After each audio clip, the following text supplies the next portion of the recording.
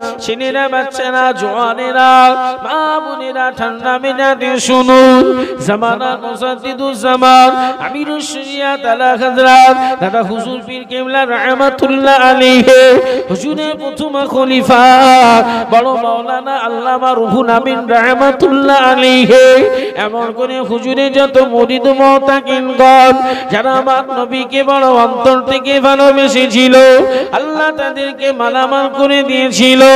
ও নবী পাকের উম্মত উম্মতিরা শুধু তাই নয়, এই পিরিয়ডে নয় এমন করে এই টোটা ভারতবর্ষে যিনি সুলতানুল হিন্দ খাজা গরিব নওয়াজ বাবা মাইনুদ্দিন চিশতি আজমিরি রাহমাতুল্লাহ আলাইহি কে আমার নবী পাঠালেন, বাবা চলে যাও আজমগড়ের বুকে চলে যাও, ঈমানের কলমাগুলো প্রচার করো। হুজুর যখন এসেছিল ওই পিরিয়ডের রাজা বলেছিল না না না ও ফকির সাহেব থাকা হবে না, আলোচনা অনেক লম্বা, খালি ধরিয়ে দিচ্ছি রে বাবা। আল্লাহ নবীকে বলেছিল বাবা সকাল হবে তুমি তোমার ব্যাটালিয়ন, তুমি তোমার টোটলাগুলো গুছিয়ে নিয়ে তোমার ব্যাগ সামানা গুছিয়ে নিয়ে এই আজমগড় তথা রাজস্থানের জমিন ছেড়ে চলে যাবে। আল্লাহর ওলি খাজা গরিব নওয়াজ বলেছিল ও বাবা এই জমিন আমার আল্লাহর, এই জমিন অন্য কারোর নয়, এই জমিন আমার আল্লাহর। জমিন যদি এই জায়গা যদি ছেড়ে যদি চলে যেতে হয় একমাত্র অর্ডার আমার আল্লাহ দিলে শুনবো, কারুর অর্ডারে আমি চলবো না। জোরে বলো, আরো জোরে বলে। যদি আমার আল্লাহ আমায় যেতে বলে আমি যাব, না হলে আমি যাব না। আপনি বলুন ওই পিরিয়ডে রাজা মহারাজা বড় বড় জাদুঘর হুজুরের উপরে স্টিমার রুলার চাপিয়ে অনেক কিছু তন্দক করেছিলেন, কেউ হুজুরকে বিন্দু মাত্র সরাতে পেরেছিল? পারেনি। কারণ কি জানেন? একটাই কথা, মায়ার নবীকে অন্তর থেকে ভালোবেসেছে। ঘুমোচ্ছে দেখো, ওর সময় আইপিএল খেলাটা চালু করে দেবো আর ঘুমাবে না। কথা বুঝতে পারছো বাবা? ও সোনা মানে এখনো সময় আছে, একটু সুধরে যাও। জি ভাই আমার দোস্ত, তা ভাই আমার দোস্ত আমার, তা বলার উদ্দেশ্য আমার এই জায়গাটাই যে রসুলকে খুব ভালোবাসতে হবে। নবীকে ভালো যদি বাসতে পারি আমাদের ইহকাল পরকাল কোনো চিন্তা হবে না। আজ আমরা রসুল ভুলে গেছি বাবা, নবীকে ভুলে গেছি, নবীকে ভালোবাসতে পারলাম না। নবীকে যদি ভালোবাসতাম নবীর ওই পিরিয়ডের চোখের প্রত্যেকটা পানি আমার নবীর পানির প্রত্যেকটা ফোঁটায় আমার আল্লাহ শাহী দরবারে চাইতেন, আল্লাহ আমার উম্মতকে তুমি মাফ করে দিও, আল্লাহ আমার উম্মতকে মাফ করে দিও। বিশ্ব নবী জনাবে মুহাম্মদুর রাসূলুল্লাহ সাল্লাল্লাহু আলাইহি ওয়াসাল্লাম আমার নবীর আব্বাজান, নাম জানেন আপনারা? আমার নবীর আব্বাজানের নাম আব্দুল্লাহ। আল্লাহর রাসূলের আব্বাজান এক তারিখে মক্কাতুল মুকাররম মক্কার বাজারে যে ঘুরতে ঘুরতে হঠাৎ চোখ পড়ে গেল, একটা গোলাম বেচা কেনা চলছে একটা বাজারে। হঠাৎ তেনার নজরটা পড়ে গেল একটা কালো রঙের একটা মেয়ের দিকে। কথা বুঝতে পেরেছেন? বাচ্চা মেয়ে, 6 থেকে 8 বছর বয়স বাচ্চা মেয়ে, সিরিয়ায় বাড়ি এবং হাফসি সেই সিরিয়ার বাচ্চা। আব্দুল্লাহ মনে মনে ভাবলেন, যদি আমি এই বাচ্চাটাকে কিনে আমার ঘরে নিয়ে যাই তাহলে আমার স্ত্রী আমি না একা ঘরে থাকি, আমি প্রত্যেক দিন ব্যবসা বাণিজ্য চলে যাই, কম বেশি দিন আমি না ঘরে একার মধ্যে থাকি।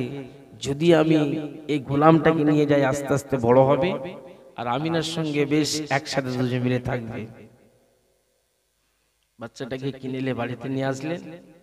আসার পর বাচ্চাটার গায়ের রং খুব কালো ছিল। কি রং ছিল? গায়ের রং খুব কালো। বাচ্চা মেয়ে, ছোট্ট বাচ্চা, 6-7 বছরের। মুসলমান শুনে গেলেন, রেখে দেন। ও নবী পাকের উম্মত উম্মতিরা, ছেলেরা, বাচ্চারা, জওয়ানেরা, কেন এই কথাটা বলছি রে বাবা? ইতিহাসটা শুনুন।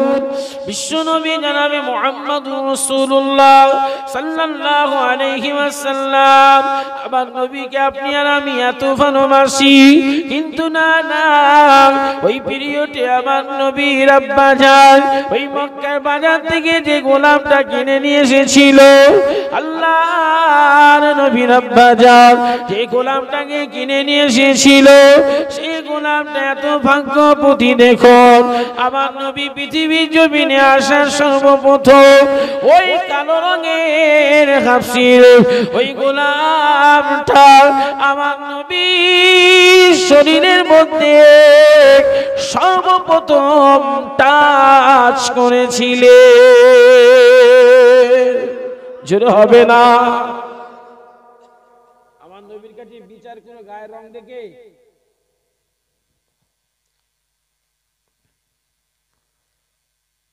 একের পর এক যখন ব্যবসা বাণিজ্য চলে যায়, মা আমিনাকে সাথে করে রেখে, বাড়িতে রেখে, আরে বাচ্চা মেয়েটাকে সাথে করে রেখে যায় গোলাম।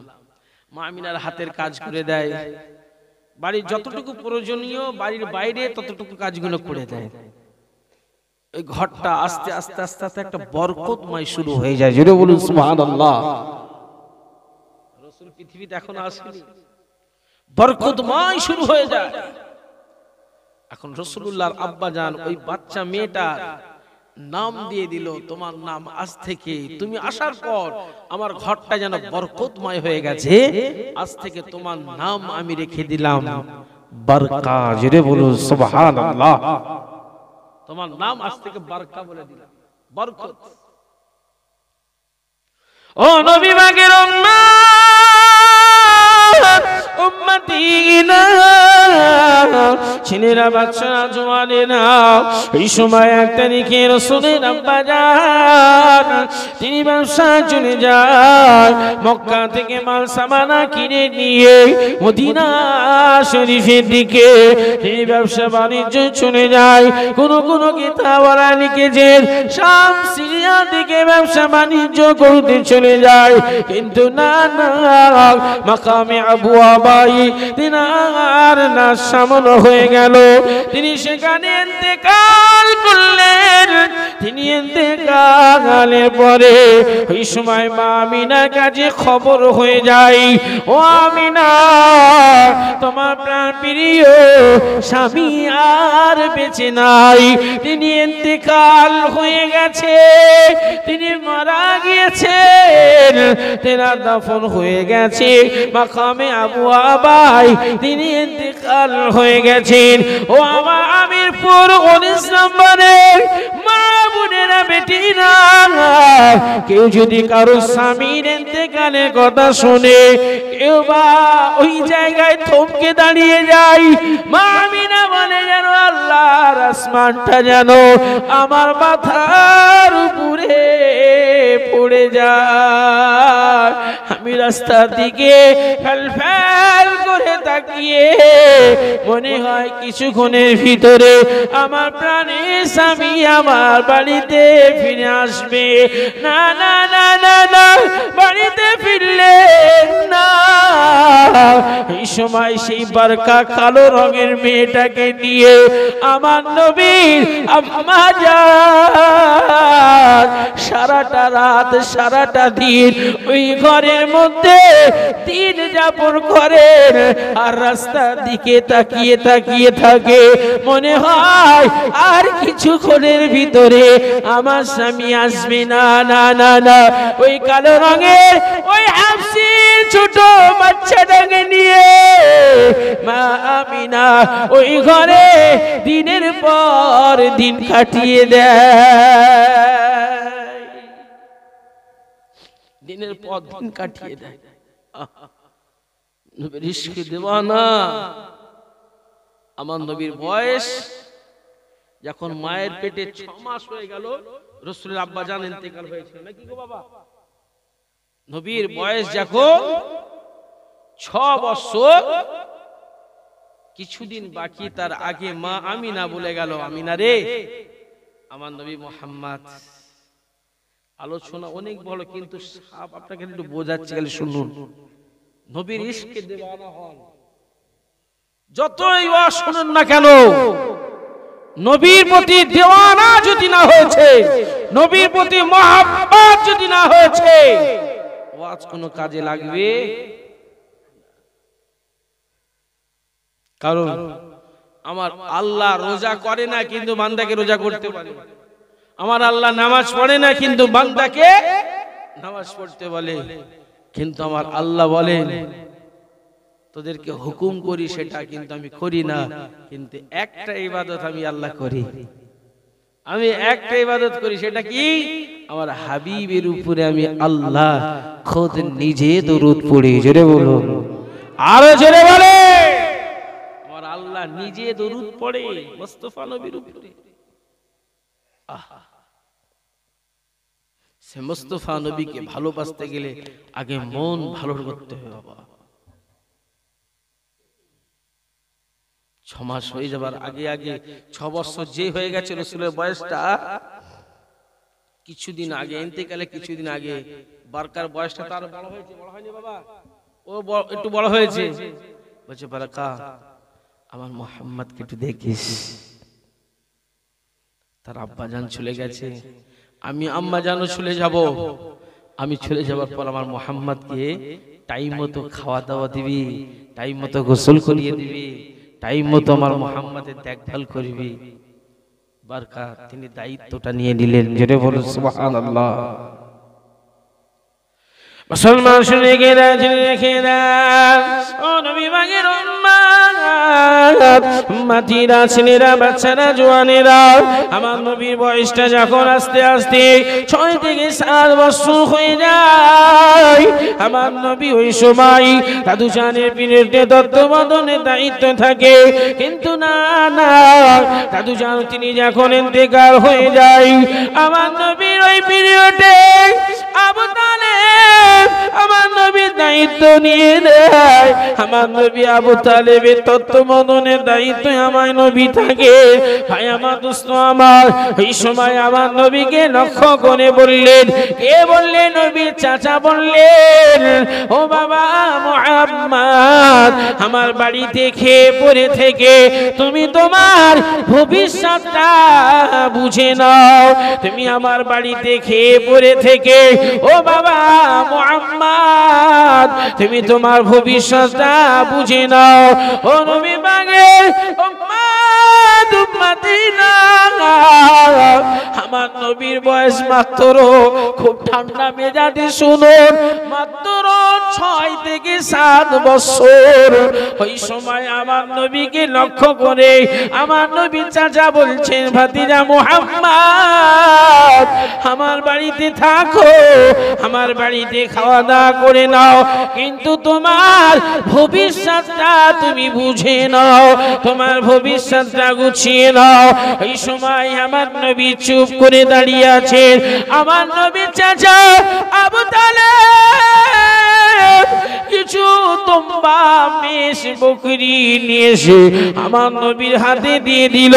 ও বাবা মুহাম্মদ, যাও না, এই ফাঁকা ফাঁকা মাঠগুলো আছে, এই বন জঙ্গল আছে, এই ফাঁকা ফাঁকা মাঠ বন জঙ্গলে গিয়ে এই তোমরা মেষগুলো তুমি ছড়াও, আর ছড়িয়ে তুমি এমন করে তোমার ভবিষ্যৎটা বুঝে নাও। ভাই আমার, দোস্ত আমার, শুনে রাখে, জেনে রাখে, ওই পিরিয়ডে আমার নবীর দাদু যান তিনিও ছুটে যাবার পর চাচা জানের কাছে দিলে চাচা যান তিনি হতেন আগে ওই মাটি মাটি দুম্বা মেষ ছড়ালেন, কিন্তু নবী আমার বিন্দু মাত্র কষ্ট পেলেন না। আমার চাচা জানকে বললে চাচা জান আপনি যাতে রাজি আমি মুহাম্মদ তাতেও খুশি হয়ে যায়। হবে না, মিলেমিশে হবে না রে। এখন ভাতিজা চাচার কাছে দেশলাই চাইছে, ঠিক কিনা ভুল? এই কথা বলছেন না কেন? হ্যাঁ, এখন দেশলাই চাইছে। ও বাপ, চট করে একটা কথা জিজ্ঞাসা করছি, কিছু মনে করবেন না, কথাটা বলুন তো। আপনার এলাকায় যে সব ব্যক্তিরা কবর খোঁড়ে এরা ধনী বলে কেউ আছে এর মনে মনে হয়? জি জি জি জি, ধনী আছে? ধনী নাই। গরিব মানুষগুলো কবর খোঁড়ে, দেখবেন গরিব মানুষ কবর খোঁড়ে, যারা এক বেলা না খাটলে খাওয়া হয় না, অটোমেটিক কি হবে? যে খালি মাইকের অপেক্ষা, খালি মাইকে আওয়াজ হবে অমুক ইন্তেকাল করেছেন, সঙ্গে সঙ্গে দেখবেন কবর খোঁড়া যে সরঞ্জাম নিয়ে এসে কর্মস্থানে এসে হাজির, ঠিক কিনা?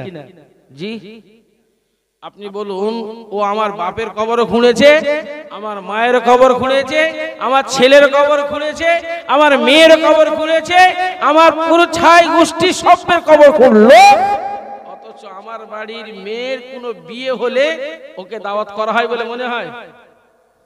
আপনারা আমার কথায় কান দিচ্ছেন না? জি, মনে হয় ভুল বকছি? ও বাপ, এ পিছনে ভাই ঠিক বলছি তো?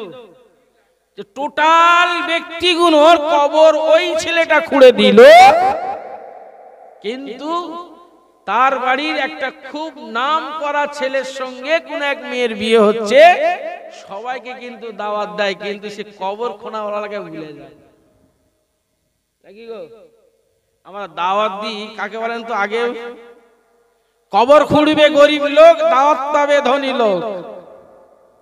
জি, কবর খোঁড়ে গরিব লোক আর দাওয়াত পায় ধনী লোক।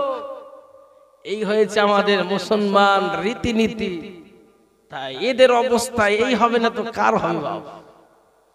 যাকে তুমি দাওয়াত দিলে ধনী হয়ে, খবর নিয়ে দেখো সে শরীরও পাক করতে পারে না। কত বুঝতে পেরেছেন?